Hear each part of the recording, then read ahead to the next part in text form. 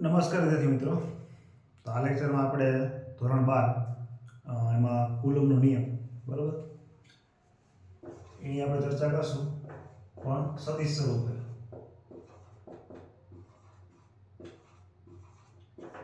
કુલમનો નિયમ સદિશ સ્વરૂપમાં બરાબર.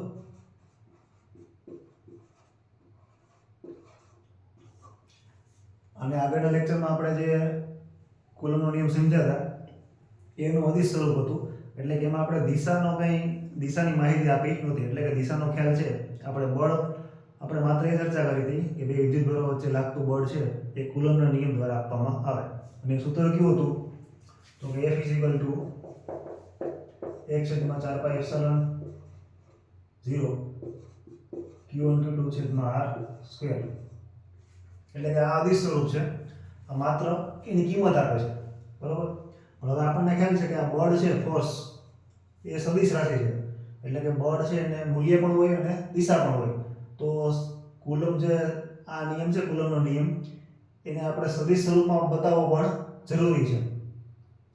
તો ચાલો હવે આગળ આપણે ચર્ચા કરીએ. તો સૌપ્રથમ આપણે એક કામ કરીએ, બે વિદ્યુતભાર લઈ લઈએ બરાબર, Q1 અને Q2. ચલો આ રીતે એક વિદ્યુતભાર છે Q1 અને આ Q2, અને કોઈ એક ઉગમ બિંદુ O ની સાપેક્ષે બંનેના આપણે સ્થાન સદિશ દોરીએ. Q2 નો R2 છે અને Q1 નો R1. અત્યારે હું જે તમારા પાઠ્યપુસ્તકમાં જે આકૃતિ છે બરોબર, એ સેમ દોરી નાખું છું. પછી આપણે સ્ટેપ બાય સ્ટેપ જે બધી સંજ્ઞાઓમાં સમજવાની છે કે R1 શું છે, R2 છે, પછી F1 F21 આવશે, F1 આવશે, F12 આવશે બરોબર. એક પછી એક આપણે સમજીએ. પહેલા હું જે આકૃતિ છે એ દોરી નાખું. ચલો R1 છે Q1 નો સ્થાન સદિશ છે.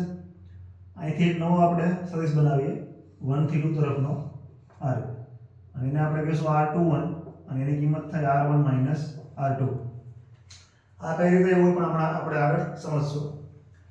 અને બીજો એક પોઈન્ટ આપણે ધ્યાનમાં લઈએ કે અત્યારે આપણે જે કુલમના નિયમનું જે સદિશ સ્વરૂપ તારવવાનું છે, તો એમાં અત્યારે Q1 અને Q2 ને આપણે ધન લઈ લઈએ બરાબર. માની લઈએ કે બંને પ્લસ છે, તો બંને વચ્ચે અપાકર્ષણ થશે.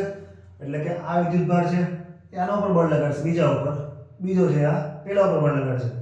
તો એની પણ સંજ્ઞા સમજી લઈએ કે Q2 થી Q1 ઉપર લાગતું બળ, Q2 થી Q1 ઉપર આ રીતે, એ બળ કેવું હશે તો કે F12.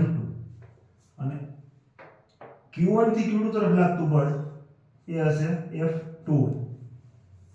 ચાલો હવે પહેલા દરેક સંજ્ઞા સમજી લઈએ. તો R1 અને R2 તો આપણને ખ્યાલ આવી ગયો. R1 સદિશ અને R2 આ બંને શું છે તો કે Q1 અને Q2 ના સ્થાન સદિશ, જે એનું સ્થાન બતાવે શૂન્ય અવકાશમાં બરોબર.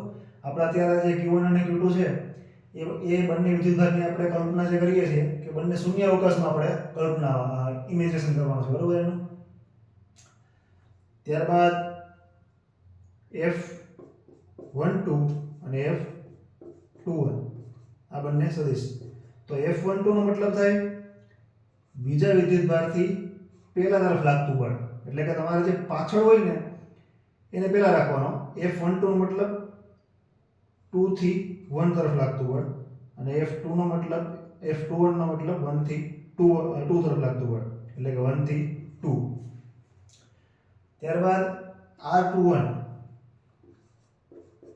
આ જે સદિશ છે એની દિશા કઈ આવશે તો કે આમાં જેમ કર્યું પ્રમાણે જે પહેલા પાછળ હોય એને આગળ રાખો અને જે આગળ હોય એને પાછળ. એટલે કે આની દિશા 1 થી 2 તરફ, અને એ જ પ્રમાણે R12 હોય તો એની દિશા 2 થી 1 તરફ બરોબર. આ એટલું યાદ રાખવાનું છે. ચલો હવે આપણે સમજીએ કે આ કઈ રીતે લખ્યું મેં. તો કે આના માટે તમે ધોરણ 11 યાદ કરો પહેલા, સદિશોના સરવાળાનો ત્રિકોણનો નિયમ. એમાં આપણને ખ્યાલ છે કે કોઈ આ રીતે સદિશ હોય બરોબર, આ એની પૂછ, આ શીર્ષ, ત્યાંથી આપણે બીજો કોઈ સદિશ આ પ્રમાણે બનાવીએ તો આ જે સદિશ બનશે આ નવો, આ એની કિંમત કેટલી છે તો કે આ બંનેના સરવાળા જેટલી. તો આ વસ્તુ તમે આમાં લાગુ પાડો તો આપણે શું કર્યું હતું, અહીંથી આમ ગયા, અહીંથી પાછા આમ ગયા બરોબર. તો R2 છે એના બરાબર આ પ્રમાણે લખી શકાય r1 વત્તા r21. ચાલો હવે r21 ને સૂત્રનો કરતા બનાવો તો r21 બરાબર શું આવશે r2 માઈનસ r1 બરાબર.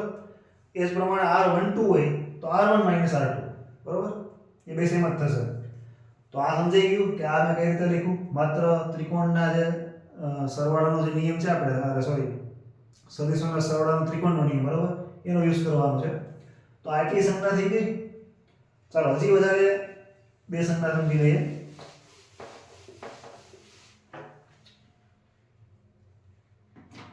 આપણે આને અત્યારે આપણા માઇન્ડમાં રાખવાનું છે કે આ છે એ કિંમત બતાવે છે. હવે આપણે એની દિશા આપવાની છે એટલે કે આ બળને આપણે દિશા આપવાની છે. તો ફરી પાછું ધોરણ 11 યાદ કરો. સદિશના ચેપ્ટરમાં આપણે ભણી ગયા એકમ સદિશ એટલે કે કોઈ પણ સદિશ છે એની આપણે દિશા બતાવી હોય તો આપણે એકમ સદિશનો ઉપયોગ કરવો પડે બરાબર. તો અત્યારે આપણા માટે દિશા કેટલી છે? 2. 1 થી 2 તરફ, 2 થી 1 તરફ. તો એ બંને દિશામાં 2 આપણને એકમ સદિશ મળશે. તો પહેલા r21 દિશામાં એટલે કે 1 થી 2 તરફ એનો જે એકમ સદિશ છે કયો થશે r21 કેપ. એકમ સદિશ માટે જે સિમ્બોલ છે એને આને શું વચાય કેપ બરાબર CAP એના બરાબર. હવે એકમ સદિશનું મૂલ્ય છે આપણને ખ્યાલ છે કઈ રીતે મળે તો કે તે સદિશની દિશા અને છેદમાં એનું મૂલ્ય બરાબર r21. આ જ પ્રમાણે r12 હોય તો r12 અને છેદમાં r12 આ રીતે માનકમાં એની કિંમત ટૂંકમાં બરાબર આ રીતે લખી શકો. ચલો આ બે એકમ સદિશ થઈ ગયા. આ એકમ સદિશ છે એ કઈ દિશામાં છે 1 થી 2 તરફ અને આ 2 થી 1 તરફ આ રીતે બરાબર 1 થી 2 2 થી 1. ચલો હવે આ એટલું સમજ્યા પછી હવે અત્યારે આપણે વિદ્યુતભાર 1 છે Q1 એ જે Q2 પર બળ લગાડે એટલે કે F21 એનું જે સૂત્ર છે એ આપણે હવે કુલમ્બના સ્વરૂપમાં કુલમ્બના નિયમના સ્વરૂપમાં લખીએ. તો એમાં કંઈ કરવાનું નથી. મૂલ્ય આપણને ખબર છે. આપણે માત્ર એક જ વસ્તુ કરવાની છે એની કિંમત જે સંજ્ઞા છે એનો યુઝ કરવાનો છે. F21 એટલે 1 થી 2 તરફ લાગતું બળ એટલે કે આ બાજુ બરાબર. તો 1/4πε0 Q1 Q2 અને મેં હમણાં કીધું એમ આપણે Q1 અને Q2 ને અત્યારે બંનેને કેવા માન્યા છે પ્લસ પ્લસ એટલે કે બંને ધન છે એટલે આ ગુણાકાર જે આવશે એ પ્લસ જ આવશે એટલે નિશાની બતાવવાની કઈ જરૂર નથી બરાબર. હવે F21 છે એટલે કયો સદિશ આવશે r21 r21 નો વર્ગ. હવે દિશા બતાવવી ફરજિયાત છે r21 કે બરાબર. એટલે કે આ દિશામાં જે એકમ સદિશ છે એ આ બળની દિશા બતાવશે બરાબર. તો આ થયું વિદ્યુતભાર Q1 ને કારણે Q2 ઉપર લાગતું બળ. તો હવે આમાં આપણે સમજીએ બીજો એક સંબંધ બાકી રહી ગયો આ બંને વચ્ચેનો એ આપણે જોઈ લઈએ. તો કે આ બંને એકમ સદિશ છે એની કિંમત સરખી હશે પણ દિશા વિરુદ્ધ છે. તો આપણે આ રીતે લખી શકીએ r21 - r12 બરાબર -r12.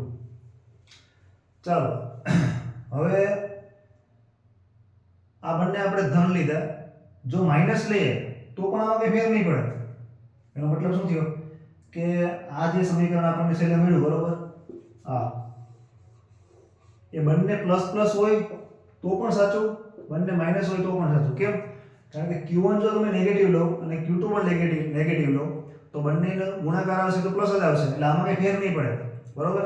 તો આ સમીકરણ છે F21 એટલે કે પહેલા વિદ્યુતભારને કારણે બીજા ઉપર લાગતું બળ એમાં કોઈ ચેન્જ નહીં થશે નહીં એટલે બંને માટે સાચું છે આ બરોબર. હવે આપણે એક એવો કિસ્સો જોઈ લઈએ કે જો એક પ્લસ હોય એક માઈનસ હોય. ચલો એક પ્લસ અને એક માઈનસ હોય બરોબર. તો શું ફેર પડશે? અત્યારે આપણે આ જ રાખીએ F21 જ રાખીએ. F21 બરાબર 1/4πε0 અને એક માઈનસ રાખીએ તો એક આ નિશાની જે માઈનસ આવી જશે ને એટલે Q1 Q2 r21 સ્ક્વેર અને r12 કેપ બરોબર. હવે સમજો હવે આપણે r21 જે કેપ છે અહીંયા એકમ સદિશ એ બંને વચ્ચે આવો સંબંધ છે. તો આ નિશાની હું અહીંયા લઈ જાઉં બરોબર, તો એના બરાબર આ લખી શકું. ચલો આ નિશાની માઇનસ છે તો અહીંયા લઈ આવું તો પણ ચાલે ને, એટલે માઇનસ r21 બરાબર r12 લખી શકું. અને આ નિશાની અહીંયા લઈ જાઉં તો પણ ચાલે, તો હું આમ લખી શકું 1/4πε0 q1 q2 r21 સ્ક્વેર બરોબર એના બરાબર r12 કેપ આવશે. જો અહીંયા આ ફરી ગયું કેમ? કારણ કે આ નિશાની તમે માઇનસ ને આગળ લઈ જાઓ તો એના બરાબર r12 લખી શકો ને, આ માઇનસ ને લઈ આવો તો. આમાં કઈ ના બદલાવો તો ચાલશે, કારણ કે r21 છે અંતર છે, અહીંયા 12 કરો તો પણ ચાલે, ના કરો તો પણ ચાલે બરોબર, કારણ કે અંતર બંને વચ્ચેનું સરખું છે, સેમ છે, અને આ કિંમતનો વર્ગ છે, એમાં કઈ ફેર પડશે નહીં. હવે આ શું બતાવે તો કે r12 એટલે કે બીજાથી એકની દિશામાં આ બાજુ આ. તો એનો મતલબ શું થયો કે આ બળ હતું, આપણે જ્યારે બંને પ્લસ પ્લસ અથવા તો માઇનસ માઇનસ લીધા હતા ત્યારે બળ આપણને આ બાજુ મળતું હતું વિરુદ્ધ દિશામાં. હવે અહીંયા દિશા બદલી ગઈ એટલે કે આ પ્રમાણ મળે છે. તો એનો મતલબ કે આકર્ષણ બતાવે ને, આ બંને જ્યારે આપણે ધન લીધા ત્યારે બંને બળો એકબીજાની વિરુદ્ધ દિશામાં હતા. એક પ્લસ અને એક માઇનસ લીધો તો દિશા બદલી ગઈ, એટલે કે બીજાથી એક તરફ બળ લાગે છે. તો એવું ક્યારે શક્ય બને કે જ્યારે બંને વચ્ચે આકર્ષણ થાય તો, બરોબર. ચાલો બીજો એક પોઈન્ટ પણ તારવી લઈએ આના ઉપરથી. તો આની જરૂર નથી.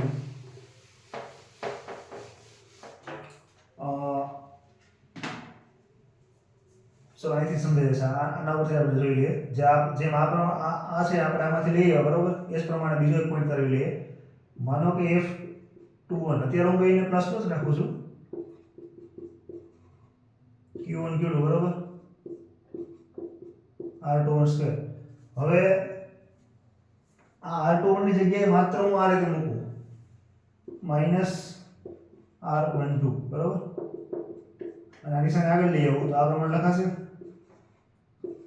આપણે જોયું ને આપણે બંને જે એકમ સદિશ છે r12 કે અને r21 કે બંને વચ્ચે કયો સંબંધ હતો તો કે r21 -r12 અથવા r12 -r21 બંને સેમ જ છે બરોબર, દિશા વિરુદ્ધ છે.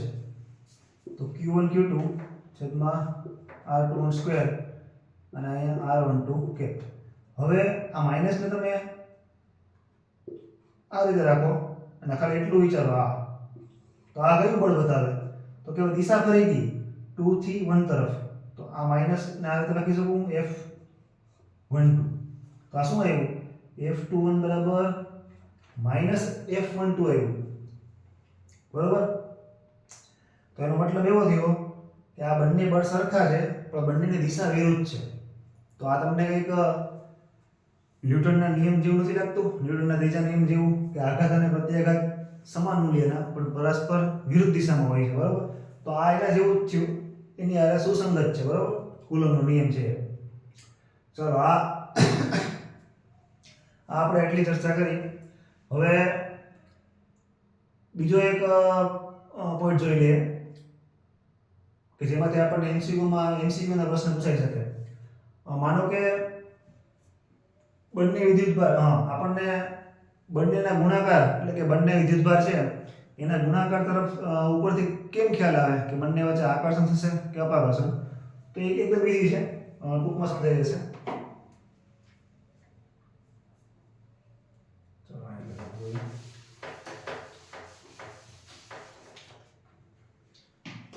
જો બંને આપણે પ્લસ લઈએ તો q1 ગુણ્યા q2 એનો ગુણાકાર હંમેશા 0 કરતા મોટો આવે. બંને માઈનસ લ્યો તો પણ ગુણાકાર હંમેશા 0 કરતા મોટો આવે, કારણ કે માઈનસ માઈનસ પ્લસ થાય. એક માઈનસ લ્યો એક પ્લસ લ્યો તો ગુણાકાર હંમેશા માઈનસ આવે એટલે લેસ ધેન 0 થાય.